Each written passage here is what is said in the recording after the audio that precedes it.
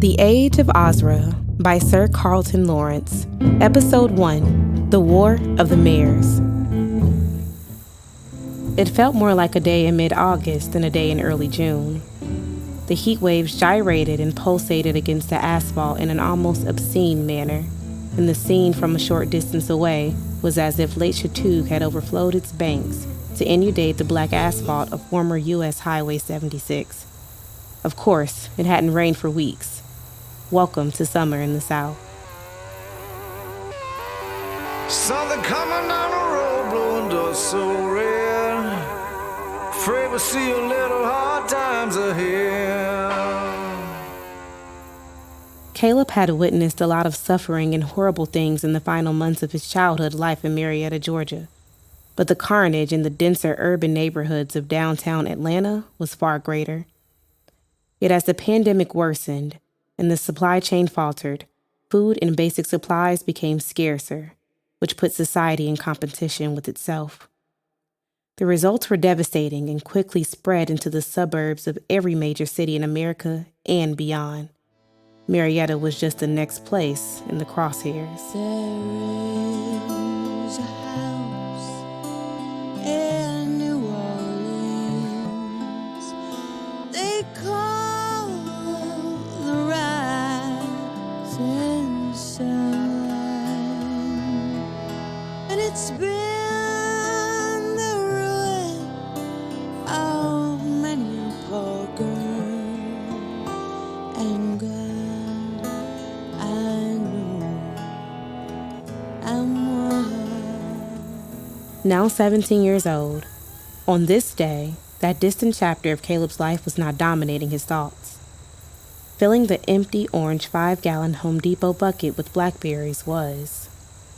Having not been bush-hogged for several years, what was once the right-of-way along the old highway now provided the perfect sunny environment for an intense thicket of thorny blackberry groves, more easily accessible via the adjoining asphalt rollbed. And the arrival of June has always ushered in the peak of blackberry picking season in the Deep South. At least there were a few things that the pandemic and the unrest that followed couldn't change. Triggers take me back in time. Orange Beach 2009. Innocence without a plan. Beyond the sunset and sand. It happened in an incredibly short amount of time. In just a few weeks, after the identification of the deadly viral strain, the mortality rate soared to 50% for those unfortunate enough to get infected in the first, most potent and contagious wave. And that was in America. The death rate worldwide was even worse. The terror wrought by the sudden onslaught of death and grief caused everyone to simply hunker down at home. And that included those serving in the medical community, law enforcement, the manufacturing industry, agricultural sector, and even the military. So it wasn't a World War III scenario, nuclear holocaust, or civil war that led to the fall of America and every other civilized nation on the planet. Everyone either died or just stayed home. Some things I will never understand. There he lies in your hands. Jack, you took my man.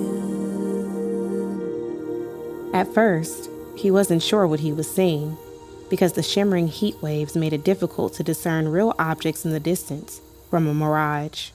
But as soon as Caleb realized it was a vehicle traveling toward him, he quickly crouched behind the blackberry grove to hide. And though the truck passed without noticing Caleb, he knew they returned because the Hiawassee River Bridge was out just a couple miles further up in the direction the truck was heading. Something coming down the road, blowing dust so red. Afraid we'll see a little hard times ahead. Hard times coming. So as soon as the truck was out of sight, Caleb beat a trail back to the village to tell the others the blackberries would have to wait.